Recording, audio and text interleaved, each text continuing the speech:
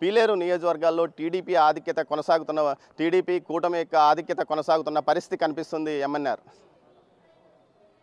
ఒకసారి ఆంధ్రప్రదేశ్ ఒకసారి రిజల్ట్ చూద్దాం. 151 క్రాస్ అయిపోయింది, ఇంకా పెరిగే అవకాశం కనిపిస్తోంది. అసలు రికార్డు స్థాయిలో అంటే గతంలో కొంతమంది టీడీపీ నేతలు అప్పట్లో కామెంట్ చేసేవారు, ఇప్పటికిప్పుడు ఎన్నికలు జరిగితే టీడీపీ కంటే ఒక సీట్ అదనంగానే వైసీపీ కంటే ఒక సీట్ అదనంగానే అంటే 151 కంటే ఒక సీట్ అదనంగానే మాకు వస్తుంది అని గతంలో టీడీపీ నేతలు చాలామంది పర్టికులర్ బుద్ధా వెంకన్న లాంటి వాళ్ళు కామెంట్ చేశారు. నిన్న మొన్న బుద్ధా వెంకన్న మాట అన్నాడు, ఆరామ స్థానం ఇచ్చినట్టు వైసీపీ గెలిస్తే నేను 4 కోసుకుంటాను. సో ఇప్పుడు 4 కోసుకోవాల్సిన అవసరం లేదు బుద్ధా వెంకన్న గారు, మీ 4 మీ దగ్గర సేఫ్గా ఉంది.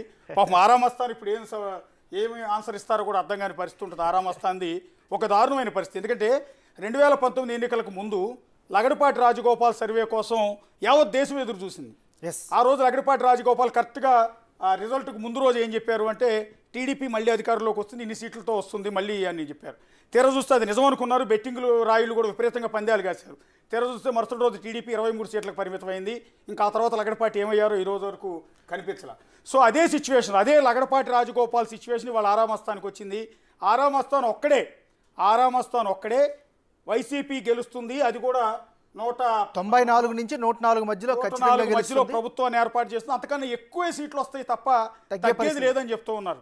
సో అలాంటి ఆరామస్థాన్ పాపం ఇప్పుడు ప్రజలకు ఏం చెప్పుకుంటారో తెలియదు. రెండోది వేణుస్వామి మళ్ళీ జగనే సీఎం అవుతారు పదే బల్లగుద్ది చెప్పిన వేణుస్వామి ఇప్పుడు ఏం సమాధానం చెప్తారో అర్థం కాదు. సో ఈ జ్యోతిష్యాలు ఇవన్నీ మూఢనమ్మకాలని ఎంత మొత్తుకున్నా ఎవరు నమ్మరు. వాళ్ళెవరో గెలుస్తారు, ఈయనట్లా చెప్తాడు ఎవరికి అర్థం కాదు. అయినా కూడా ఆయన పందాలు కాశారు ఆయన మాట విని.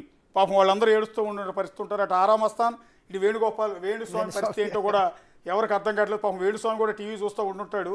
సో ఇక ఆయన చెప్పే జ్యోతిష్యం, ఆయన చెప్పే ఇవి కూడా ఇంకా నమ్ముతారో లేదో జనాలు నాకు అర్థం కావట్లేదు. సో టోటల్గా 151 స్థానాలు దాటింది. సీఎం జగన్ చెప్పినట్టుగా అంటే ఇవాళ ఒక్కరోజు వరకే అనుకుంటా సీఎం. సో ఇవాళ ఒక్కరోజు సీఎంగా కొనసాగబోయే జగన్ చెప్పినట్టుగా దేవుడు రాసిన స్క్రిప్ట్. ఒకప్పుడు ఆ 2019 ఎన్నికల్లో దేవుడు ఆయనకు అనుకూలంగా స్క్రిప్ట్ రాశాడు. 2024 నాటికి ఆ స్క్రిప్ట్ తిరగబడి ఆ దేవుడు రాసిన స్క్రిప్ట్ చంద్రబాబుకు అనుకూలంగా వచ్చింది. సో చంద్రబాబు శపథం ఇక్కడ నెరవేరింది. జగన్ స్క్రిప్ట్ ఏమో తిరగబడింది. ఇక్కడ చంద్రబాబు శపథం నెరవేరింది.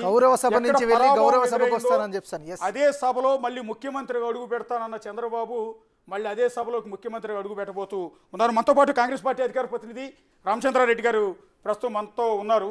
ఇటు తెలంగాణ ఆంధ్ర ఎన్నికలకు సంబంధించి ఆయన విశ్లేషిస్తారు. మొత్తం పర్టికులర్ ఆంధ్రప్రదేశ్ గురించి మాట్లాడుతాం సార్.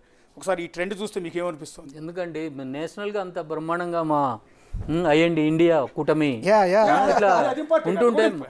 వెరీ ఇంపార్టెంట్ ఇండియా కూటమి.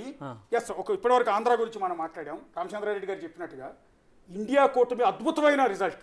ఖర్గే గారు చెప్పినట్టుగా రాహుల్